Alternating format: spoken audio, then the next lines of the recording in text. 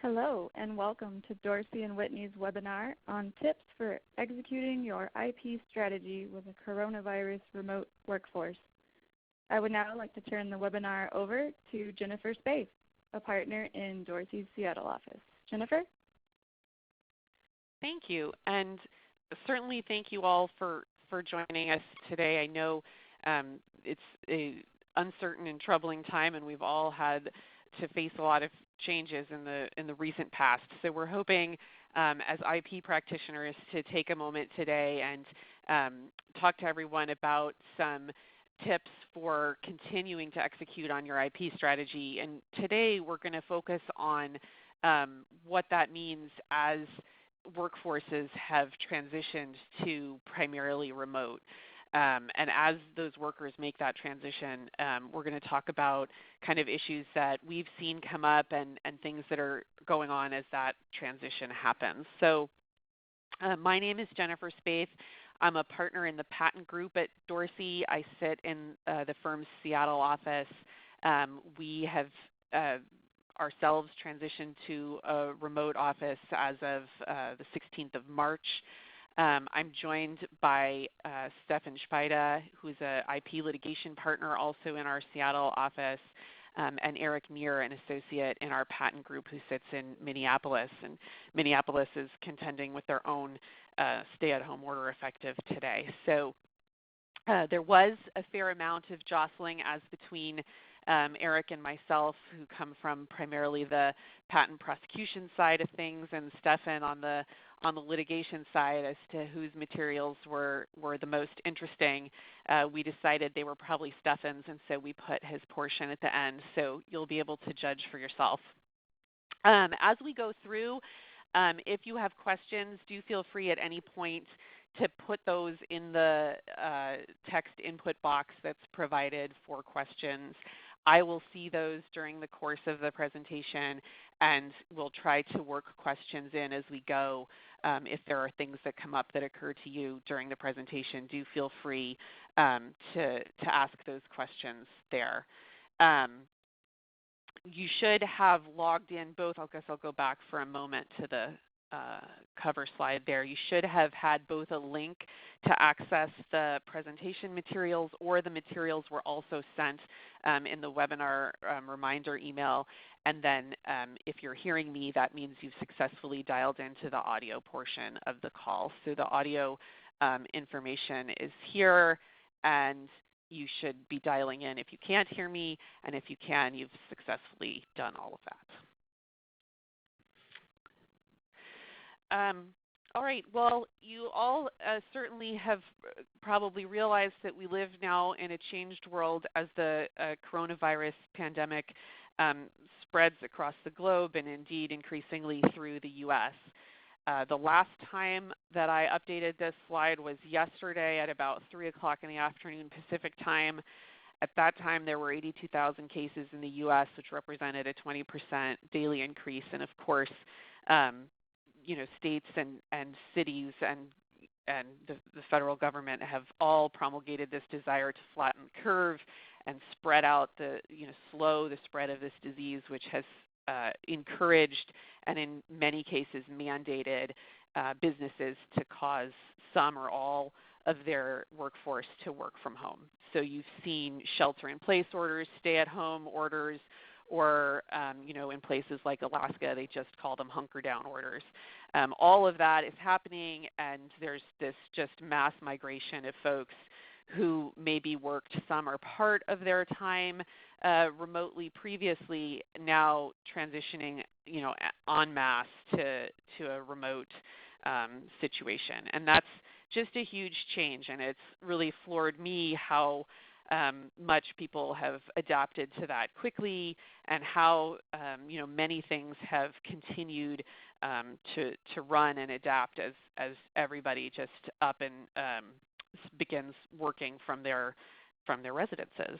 So as that happens to all of the workforce, and particularly now thinking about engineering and research and inventor staffs, right? As all of those people move out of the workplace, move out of the labs, move out of the production lines, how will that and how is that impacting the management of the intellectual property, both that those people are generating and working with, and also that they're making use of while they're working from home with now new access requirements and changed regulations around how they're able to access and utilize information. So that's the perspective that we came at this from in thinking about having a discussion today. As we think about that change in having sort of these innovative workers moving to a fully work from home, we sort of settled on a few primary topics and things that we'll go over today. I guess I'll start by acknowledging some things that we're not going to talk about.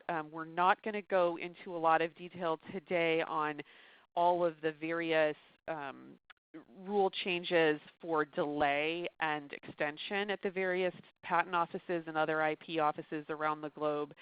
Many, if not most, patent offices and IP offices have now made provision to extend deadlines out various degrees. So there's a lot of opportunities to delay or extend costs. We're not going to go over all of those detailed extension timeframes and things like that.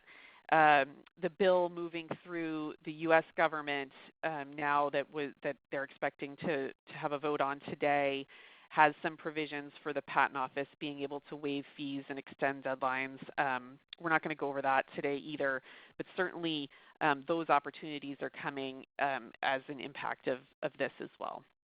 But instead today we were going to focus on, again, this change to this remote workforce. So thinking about that, we'll talk first about ways that you could be thinking about managing that workforce and staying in touch with your innovation pipeline and those workers as they've moved into this changed position. We're going to go into some detail about what happens when you see increased amounts of global collaboration. We'll talk about the consideration and rules around foreign filing licenses, as you might now have people collaborating from all kinds of different places that maybe it wasn't as easy for them to collaborate before. We are going to talk about electronic signatures. There's a lot of struggles now with having sent everyone home. How are they going to sign documents? Are they able to? What's the best way? What are the concerns in starting to use some of the electronic signature provisions that are available to you? We'll go over some of those things. And then Stefan will talk about protecting your trade secrets during this time. Lots of people take very well thought through and careful steps to protect those trade secrets in the best of times, and now there's access needs that people are having suddenly from new environments. So he will address some of the work from home challenges in protecting trade secrets. So just to get started and thinking about innovation during this time when folks are remote, maybe your Twitter feed was full of these kinds of quotes like mine was about, famous innovators of the past that made giant contributions to science and engineering during times of quarantine or plague or pandemic. Here I've pasted one of the factoids about Isaac Newton inventing calculus while the university was shut down due to plague. Now, we may or may not see similar, revolutionary impacts, but certainly there are, increasingly strong incentives right now for medical innovations. People who have gone home that, are away from their production lines or labs or facilities may have increased time to be, speaking with their colleagues, collaborating with their colleagues on ideas and plans. And there may be decreased friction for collaboration. It might be just as easy now to collaborate with a colleague across the globe as it is a colleague that sits down the hall. People have shifted their their times of work often, and it may be just as easy for people to shift to working on an off timeline that meshes well with folks in other countries, other places. So we do think that there's this opportunity for collaboration, to see collaborations happen that maybe weren't as prevalent before.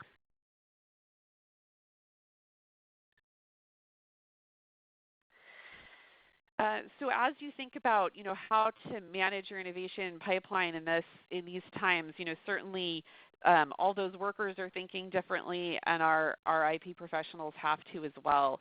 Kind of keeping an eye on how the inventors and employees are collaborating and making sure that you are, meeting them where they're at. If they're using new tools and new programs to do their collaborating, like, are you thinking about how to move the patent committees, the patent review teams to them, and utilizing those collaborative tools and hosting meetings and collaborations in the places where folks now are? Thinking about who on the team has more time, who has less, like where are places that would be ripe for talking about harvesting sessions or things that maybe people didn't have time for during their, when they were in the office working on certain things or with certain physical things, that maybe now there's time to raise some of these things. On the flip side, certainly there are workers that have less time as they are pressed into more pressing projects, and how to take advantage of, how to stay in front of them. So all of that is the backdrop for the things we're going to talk about today. I think we'll start by delving a bit into foreign filing licenses in that global collaboration piece, and thinking about how to manage, when you've got global innovation occurring and people in different places. We've seen increased needs anyway as people collaborate more globally. Certainly now, as folks are at home, again, having potentially different interactions with one another, this may occur with increasing frequency. So we'll talk about some of the details about that. Just in brief, many countries do specify conditions under which a patent for an invention has to be first filed in that country. Erik's going to talk about some of those details that need to get evaluated, be it the residency or the citizenship of those inventors or where the invention occurred. And if you don't want to file in the specified country first, you often look at obtaining a foreign filing license and the requirements of that. So we're going to talk some about that. I just want to say, sort of by way of disclaimer, that these sorts of patent filing questions and where to first file a patent application are different than export control concerns, which is beyond the scope of the conversation today. The export control concerns pertain to whether or not you would be able to share certain information outside of the U.S. Again, we're sort of not concerning ourselves with that issue to the first order today. We're more concerned about deciding, okay, if you've had contributions from people in different countries, or residents of different countries, or nationals of different countries, how should you be thinking about that, and how should you make that determination? Erik, do you want to start with this next slide and head into some of the details on that? Sure. Thanks, Jennifer. As you noted, many countries have some sort of domestic first rule for filing patent applications. We've listed all of those countries here. I think there are 29 total. And you'll notice right off the bat that a lot of the top filing countries are included in this list, places like China, Germany, the UK. So many companies with international operations already need to be aware of the filing requirements of these countries, at least at some point. Of course, the United States is among the countries that has a domestic first filing rule, but we'll get into that in a little bit more detail in a few minutes. I think the big takeaway here is that any patent applications stemming from these countries that are filed internationally can be restricted, if even one of the listed inventors is a national or a resident or a citizen of any of these countries, and or if the invention was made in any of these countries. And the countries, of course, don't all have the exact same requirements that dictate when a patent application can be initially filed elsewhere, at least without a foreign filing license. So we'll get into the details a little bit now in the next slide. Instead of memorizing the basis for the domestic first requirements that are specific to each and every country, it's probably much easier to at least group the countries into buckets according to the factors that matter the most in those places. So, for example, before filing a patent application in a given country, it would probably be wise to ask whether all of the inventors are residents, nationals, or citizens of that particular country. And is their principal place of business also in that country? If the answer is yes, then you likely don't have any problems and you're fine. You can proceed as planned in that original country and file your patent application. But if the answer to any of those questions is no, then it would be worthwhile to at least check if any of them are residents or citizens of countries like Bulgaria, Denmark, Finland, or any of the other countries in that first list. Because if they are, then you might need a foreign filing license before proceeding as you originally planned in a different country, whichever country you had in mind. And so here I think a good practice point to keep in mind is make sure you gather as much information you can about the residency and the citizenship of each inventor at the outset, or at least before you file your patent application or go too far down that road with your plan. Another important question is, where did the inventive activity take place? And this, of course, can mean a lot of different things. This might be where your inventive product was developed or where the experiments were carried out to get the data that proved the inventive concept that's really at the core of the invention. Now, if the inventive activity happened in China or in Norway or Spain or Sweden, then you may want to file there first to avoid any issues, or obtain a foreign filing license to file elsewhere if that's really what you want to do and if it's an option in those countries. So here, again, keep in mind, maybe if when you're on the phone with someone, since I'm assuming most of us are remote, getting the details of their invention, it might be a good idea to ask before you get off the call, hey, by the way, I know you usually work in our Boston office, or I know you're based in San Francisco or Chicago or wherever, but where are you right now when you invented this thing? Because questions like this might be easy to gloss over, but they could be especially important given our current situation, since most of us are operating exclusively over the computer or over the phone from our own little corners away from the office. And some of us, or at least the people we work with, may even be stuck in a place where they usually don't work or live. And another thing to keep in mind is that many inventions are conceived or developed across borders. So you may have to do a little bit of fact-finding here, a little bit of digging to figure out where the majority of the inventive activity took place. So these are all important things to keep in mind when you're preparing a patent application. And lastly, there are 3 countries, including Germany, which require a domestic first filing for any patent applications that disclose state secrets, which can have national security or military implications. It's a little more narrow of an exception, but it does exist. And even when they're categorized in these buckets, it's easy to forget which countries have which requirements. So WIPO publishes all the requirements, has a list of all the countries and what factors matter at the link there. So we thought we'd end our country-specific discussion with the United States, since that's where I think most of you are located. So what exactly does a foreign filing license give you permission to do in the United States? Well, the U.S., remember, falls in the inventive activity bucket of domestic first conditions. So it's obviously a license granted by the U.S. Patent and Trademark Office, allowing an applicant to file a patent application for a U.S.-made invention in another country. Now, fortunately, it's pretty easy to get your hands on a foreign filing license in the United States.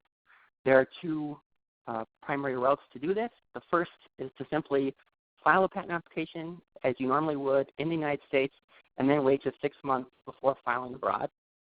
The U.S. application automatically is considered to include a petition for a foreign filing license. That's all you have to do as long as you file in the U.S. first. If you really want to file somewhere else first, maybe because one of the inventors is a resident of another country that has strict guidelines about where they can file, the second option is to file a petition enclosing a copy of the disclosed subject matter, and then file that to get your foreign filing license. And if you're really antsy, you can file this petition with a request to expedite. So you can get it actually pretty fast, a number of days usually. And if you do mess up and file somewhere else first without getting a foreign filing license, you can obtain the license retroactively. You just need to explain where and when the application was filed, promise that the material that you filed wasn't under some kind of secrecy order or anything like that, and then explain why the application was filed first in a different country through some kind of error. And it's also worth noting that PCT applications directed to U.S.-made inventions, those also must be filed domestically first, so not with some other receiving office in a different country. So you can't get around the U.S. rules for domestic first filings by simply going the PCT route. So to hopefully breathe some life into what we're talking about, we have just a few hypotheticals to add some color. Let's say, probably the most basic example, you want to file a patent application in country A, but the circumstances dictate that you have to do it in country B. Maybe one of the inventors is a resident or a national of that country. Well, you can request a foreign filing license from country B and then file in A, or you can file in B, wait the appropriate amount of time, like in the U.S., 6 months, then file in A claiming priority to B. A little bit more of a tricky situation is, let's say you have two inventors having different nationalities and residencies. Country A specifies that it must be the country of first filing, but country B also says, no, this must be the country where you file first. What do you do then? Well, then it comes down to a decision that you make based on whatever factors are relevant to you at the time. You can request a foreign filing license from A, then file in B, or you can do the opposite. And here you might just want to consider, for example, the length of time required to obtain the foreign filing license. I mentioned in the United States you can file the petition on an expedited basis. You can get it much faster. In other countries, that might take several weeks, so that's something to consider. Another thing to consider are the consequences if you do violate the foreign filing license requirement. This can include invalidity in that country where the violation occurred, which is obviously not a good result. You can also incur fines, or even in really extreme circumstances, can be imprisoned. So these are things that you obviously want to take into consideration as well. And just generally speaking, decreased efficiency is another big consequence here. It's obviously a headache to have to go back and correct this kind of mistake, so it's better to just check that box early on and save yourself some time and money down the road by just doing it the right way and making sure that you figure out which country you can or cannot file in before you go and file elsewhere. And the consequence aspect, too, I think, can sometimes help you resolve some of these puzzlers if you get into sort of competing situations where you're not sure how to resolve the different country demands on you. If the only consequence of violating some country's foreign filing license requirements is that your patent will never be valid in that country, well, if it's a country you didn't intend for protection in any way, then you're not going to be too upset about that violation. If the consequences of the violation are potentially imprisonment of the inventors involved, which is written into a few countries'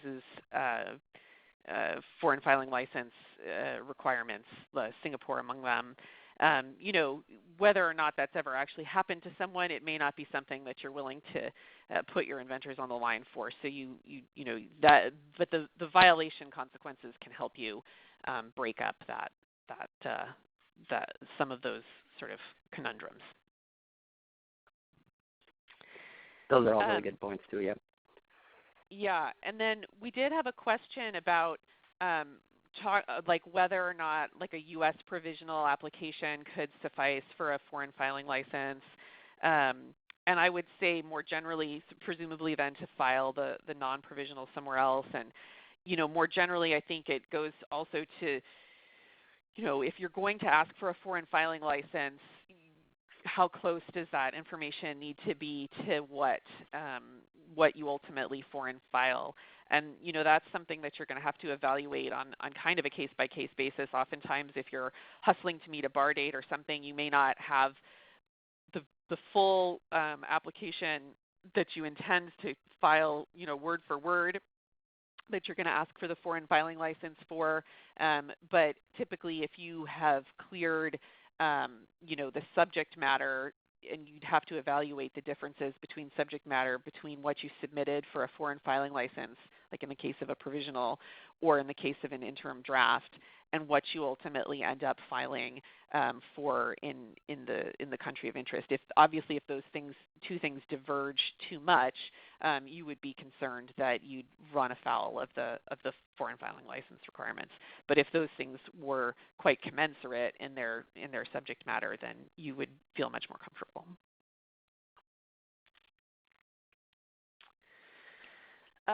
I think with that, we'll turn to some comments about electronic signatures. Always, you know, even in the best of times, this has become somewhat of a hot topic as fewer and fewer people enjoy utilizing their pens and printers to execute documents. We are going to talk about it primarily in the context of USPTO Patent Office filings and documents, and then we'll talk about the way those might be viewed in foreign jurisdictions. You know, the similar concepts apply to other types of filings at the USPTO. There are analogous kind of trademark and copyright provisions that come into play. But today, as far as the detail goes, we'll focus on the patent documents.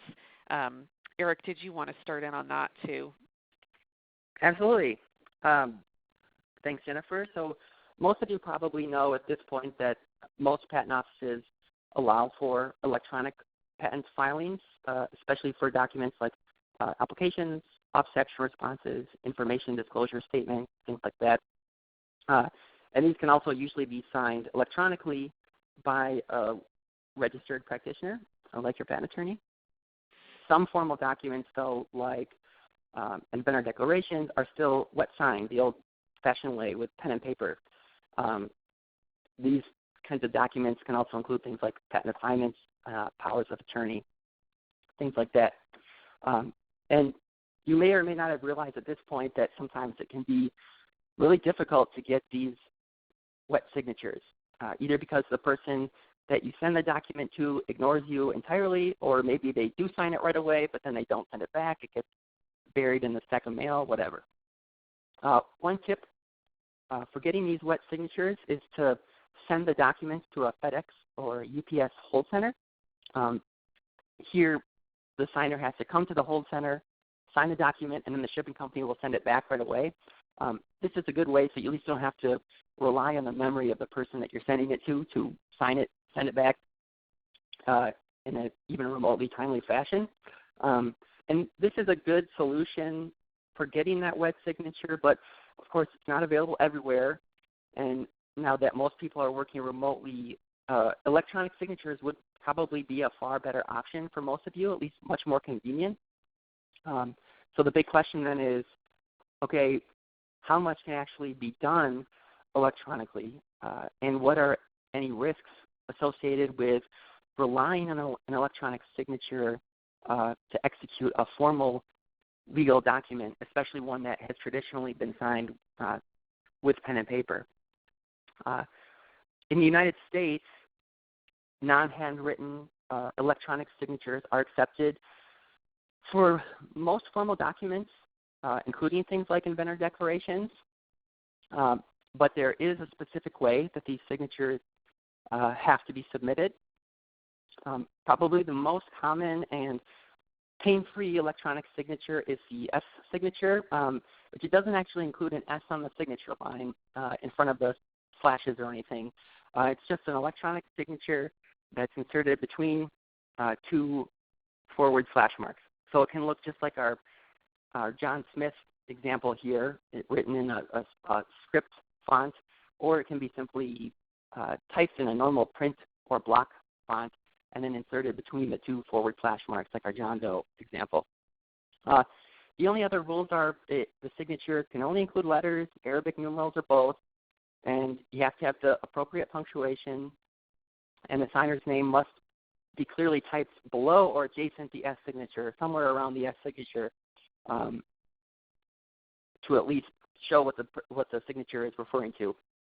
And of course, the signer's name must be between the slashes and reasonably specific enough to actually identify the signer. And importantly, it kind of goes without saying, this S signature must be made by the signer when you're submitting an S signature. So, as I said, it's a pretty painless alternative to the wet signature, provided you follow these really basic formatting rules, which are all published by the Patent Office in case you want to take a look if you forget. You might be wondering, though, what about things like DocuSign? Can that be used for getting electronic signatures? And the short answer is yes.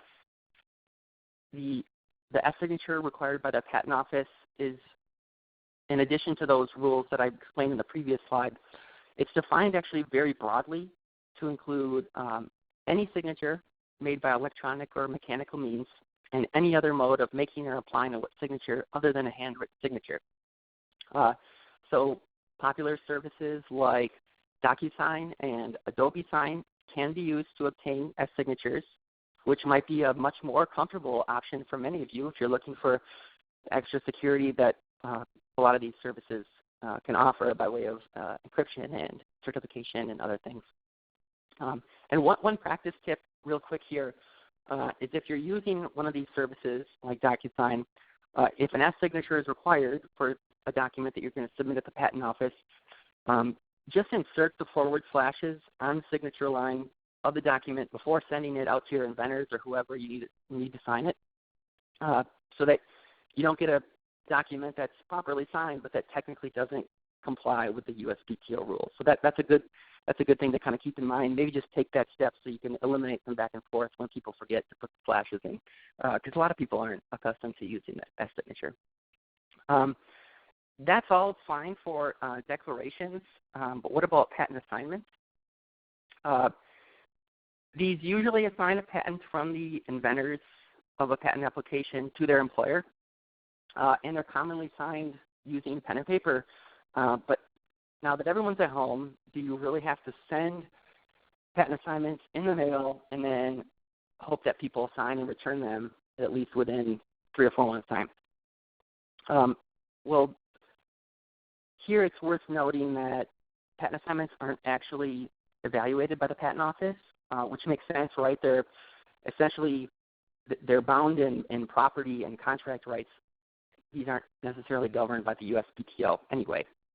But we do have the federal eSign Act, which, in case you're wondering, stands for the Electronic Signatures in Global and National Commerce Act.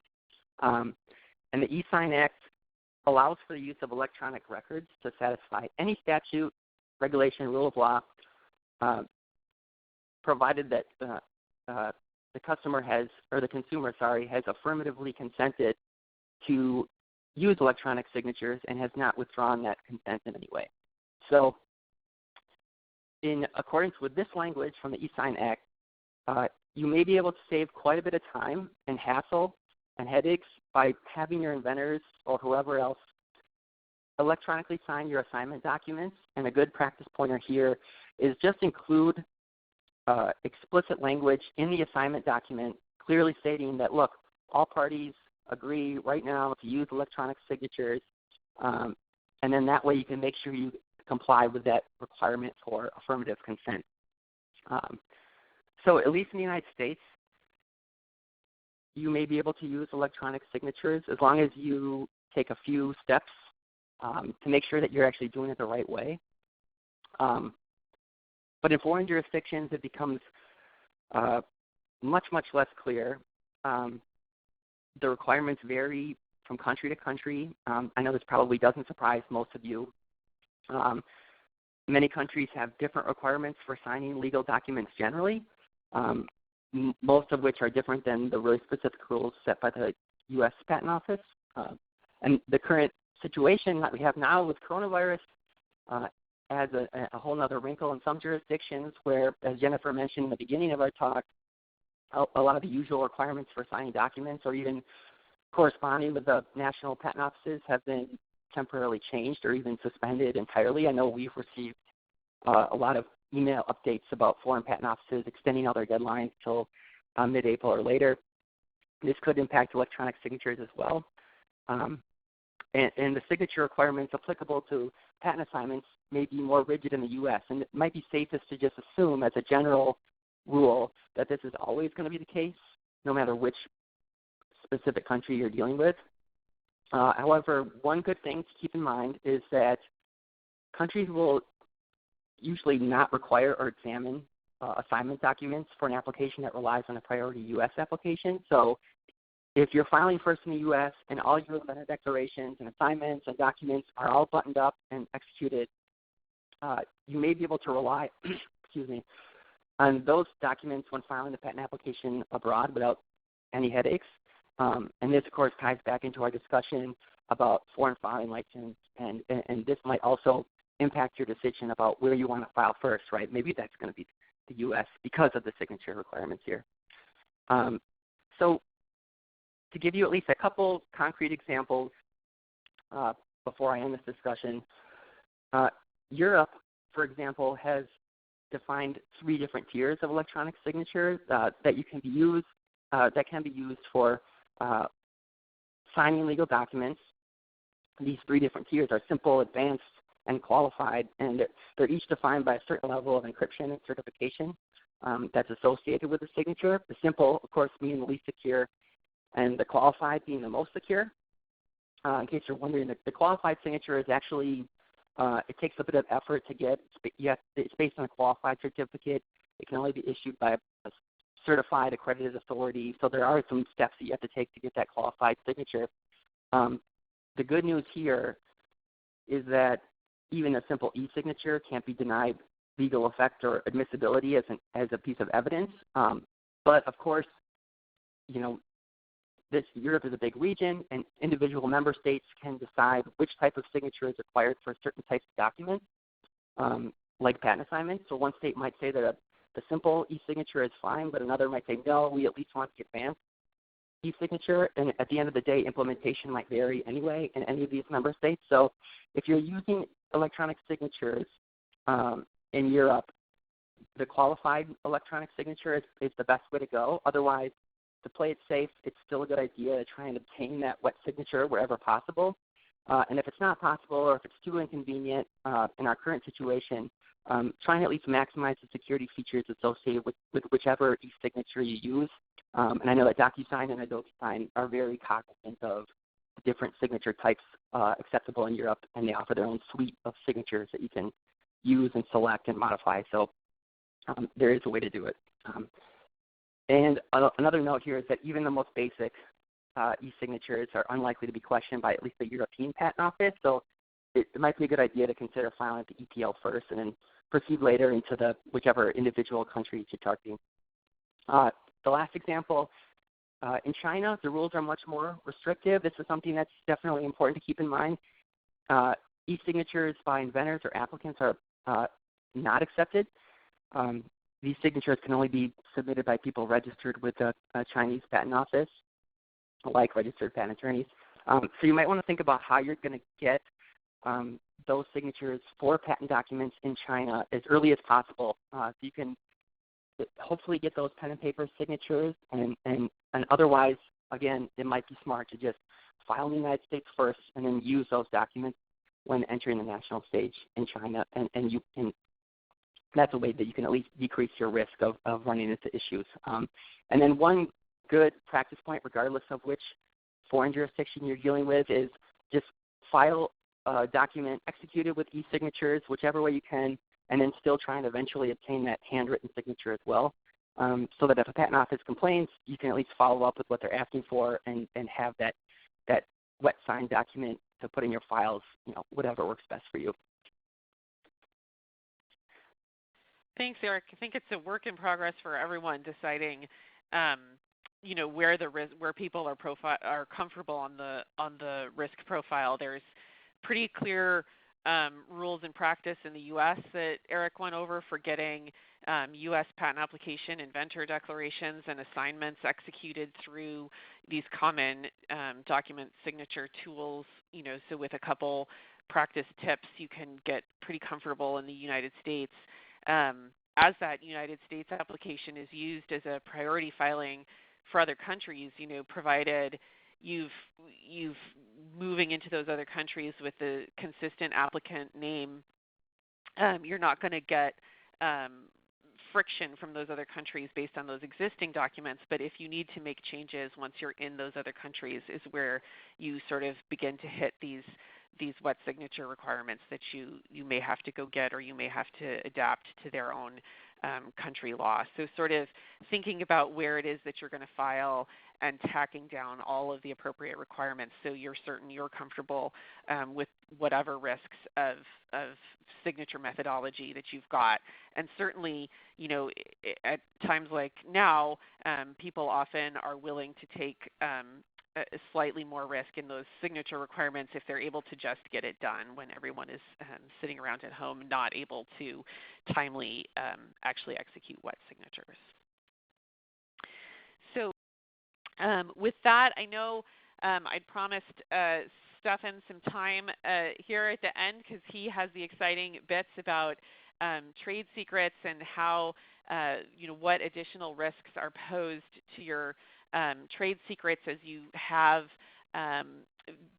increasing numbers of employees interacting with those trade secrets and materials in different ways now. So Stefan, do you want to start in on that? Thanks, Jennifer. Thanks, Erik. As Jennifer said, we'll be talking about protecting trade secrets now, and want to preface the presentation by stating that the point here isn't to do a comprehensive analysis of every aspect of trade secrets and what they mean and how they function, but rather to focus on the aspects of trade secret protection and misappropriation that are likely to be impacted by a sudden shift of your employees from physical locations to a remote workforce. And some of the aspects of trade secret protection are directly implicated by that shift, and so I wanted to focus on that today and offer some guidance on practical things you could do to ensure that your trade secret intellectual property is protected even as your employees are scattered around and working from home. So with that, I thought it would be helpful to start by just doing a very basic refresher on what trade secrets are and why they matter. So this definition here comes from the Washington statute, but it's derived from the Uniform Trade Secrets Act, which has been adopted by, I believe, every state except New York at this point. And it's also very similar to the federal statute, which is the DTSA, which is a fairly recent statute that in a lot of ways tracks the UTSA. So the definition varies slightly depending on what state you're in and whether you're in state court or federal court, but as a practical matter for the aspects that we care about today, the definition is the same. And so the point is that a trade secret is simply information such as formulas, patterns, compilations, really almost anything that derives independent economic value from not being generally known and is the subject of efforts that are reasonable to maintain its secrecy. So obviously I didn't read every word there. There are other nuances, but for the purposes of our presentation, we're going to be focusing on this last part here in Section B, that in order to be a trade secret, the information that you consider to be valuable has to be the subject of efforts that are reasonable under the circumstances to maintain its secrecy. And so obviously with the shift to a remote workforce, the question becomes, what are reasonable measures to maintain secrecy when people are working remotely and accessing your network, or working from home and bringing materials with them? And what are some circumstances under which that transition could impact your IP?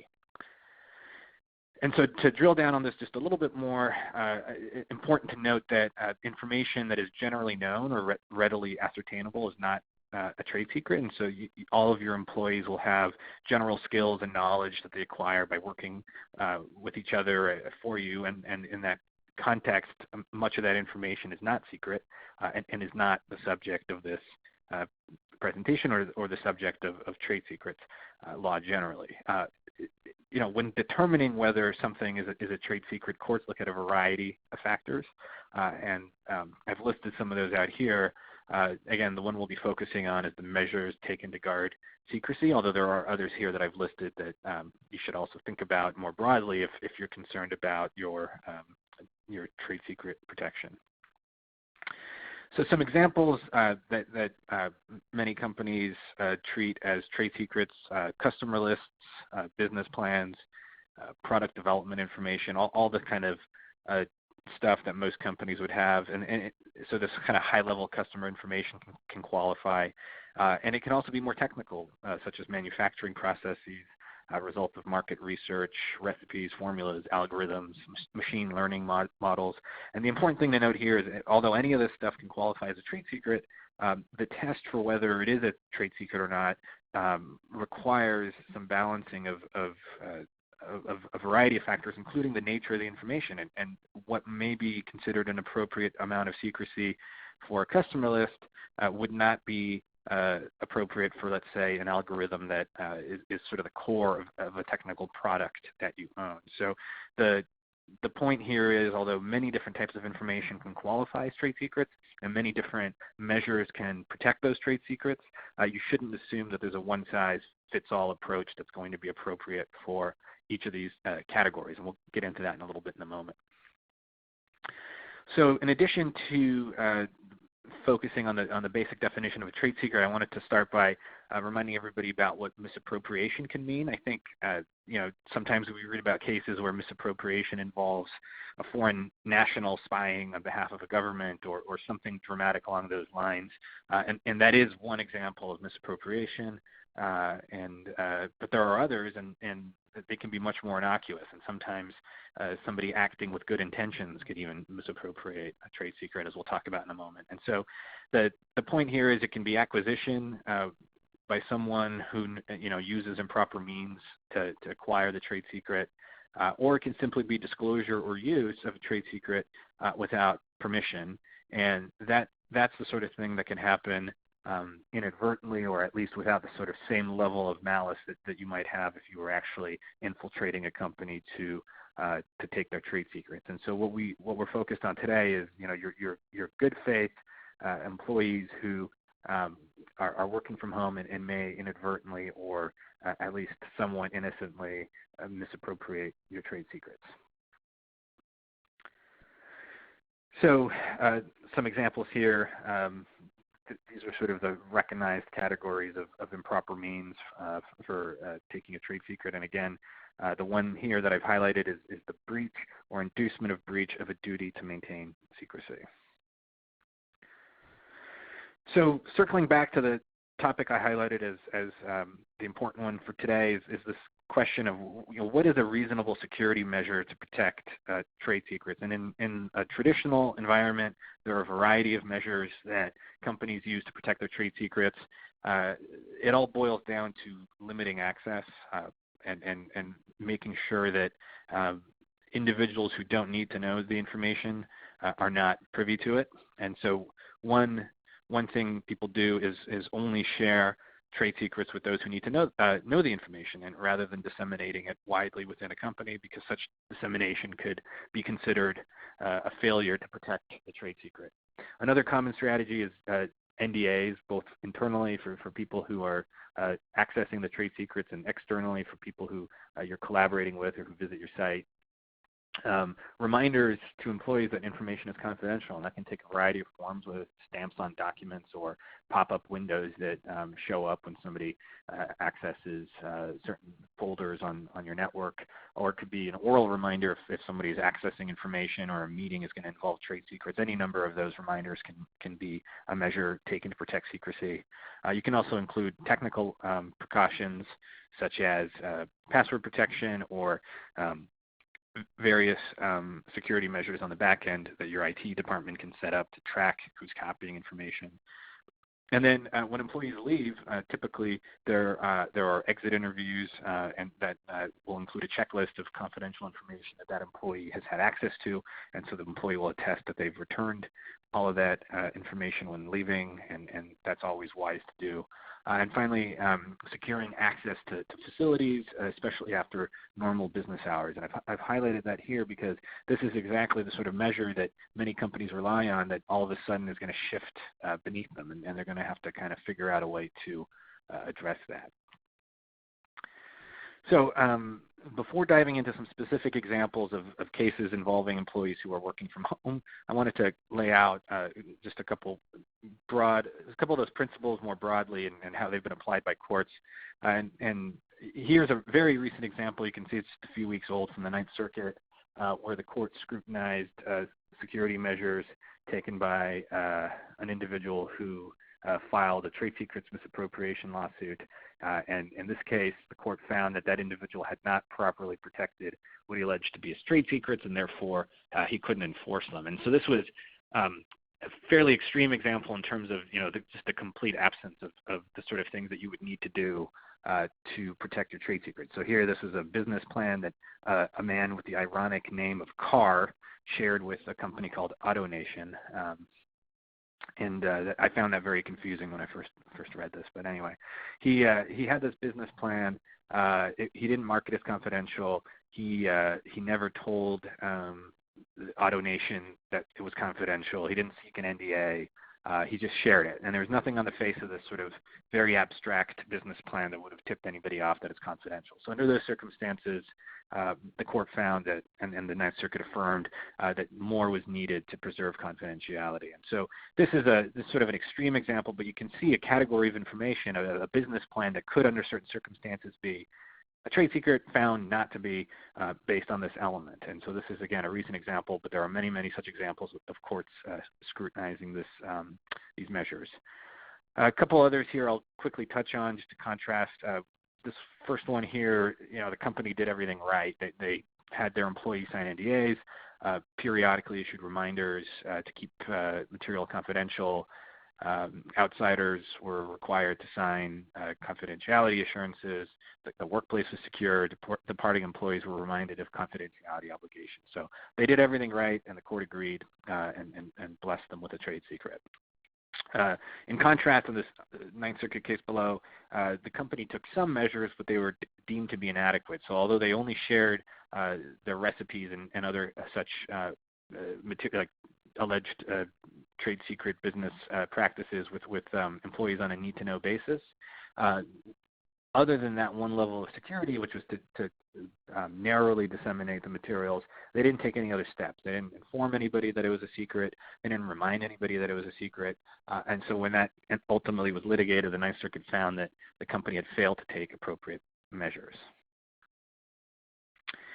And so now I want to jump into some more specific examples that arise from the work from home environment and talk a little bit about how courts have handled this issue when they've addressed it. And I see that I'm running out of time now, and so I'm going to try to move a little bit more quickly, and so I can get to the end here. But hopefully people can stick around for a couple minutes if I run late. If not, let me know and we'll cut me off midstream.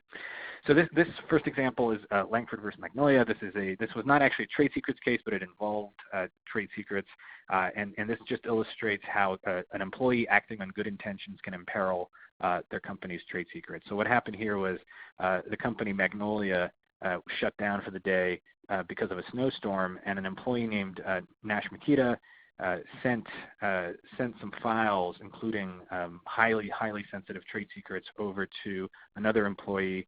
They were both disciplined as a result, and this resulted in an employment lawsuit because of this breach of security.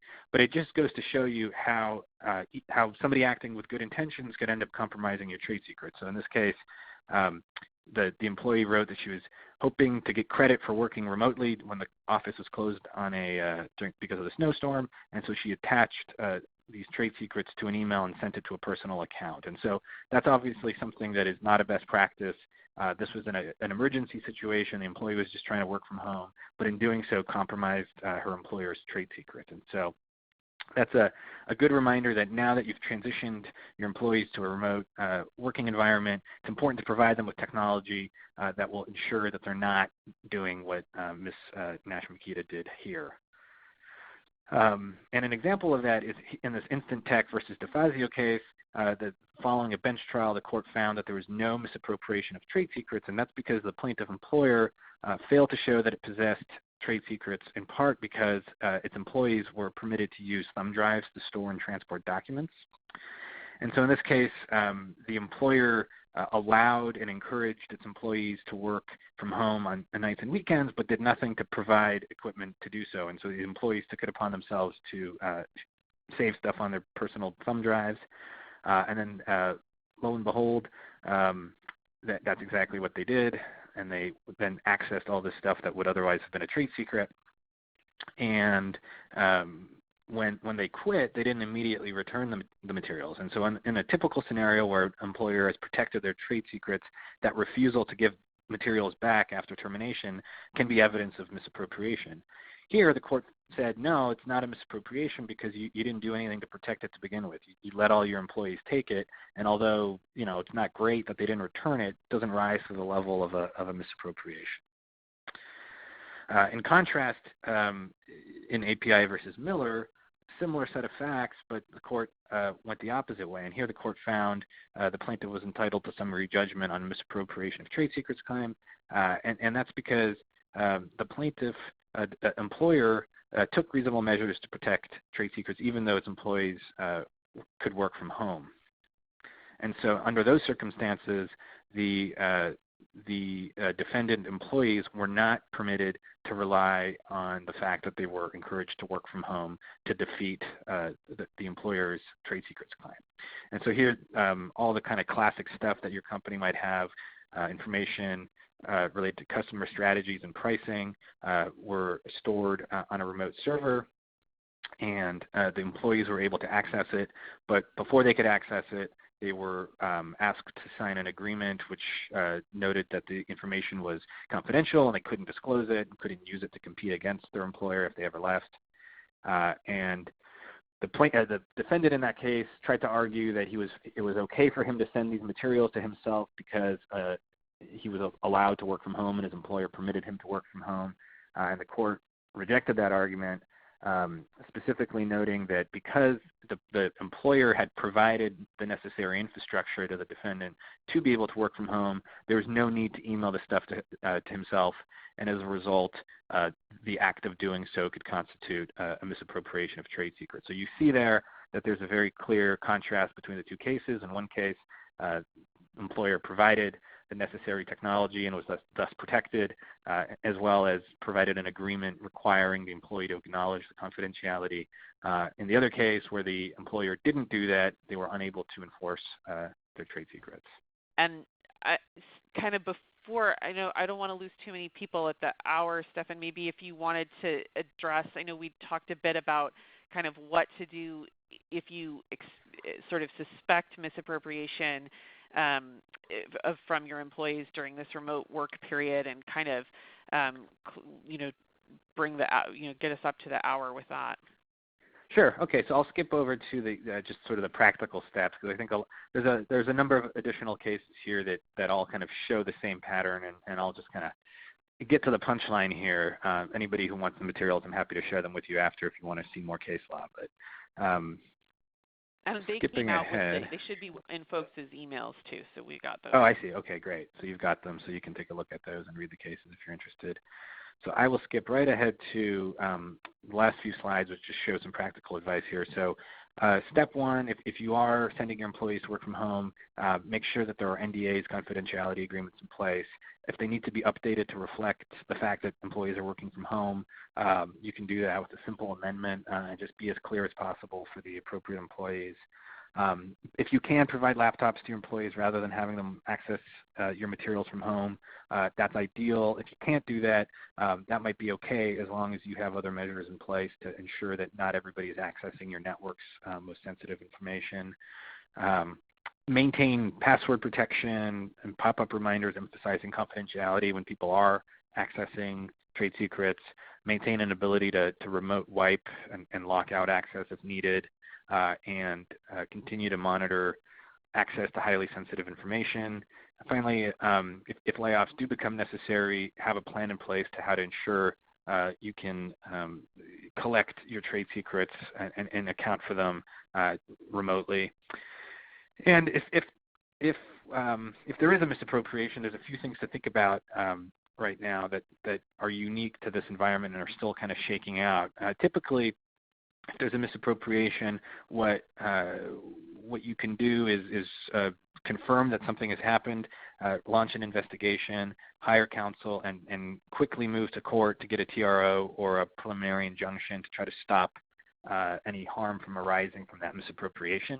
A lot of trade secrets cases really boil down to that initial step, getting that TRO or getting that injunction to prevent misuse of your most guarded secrets.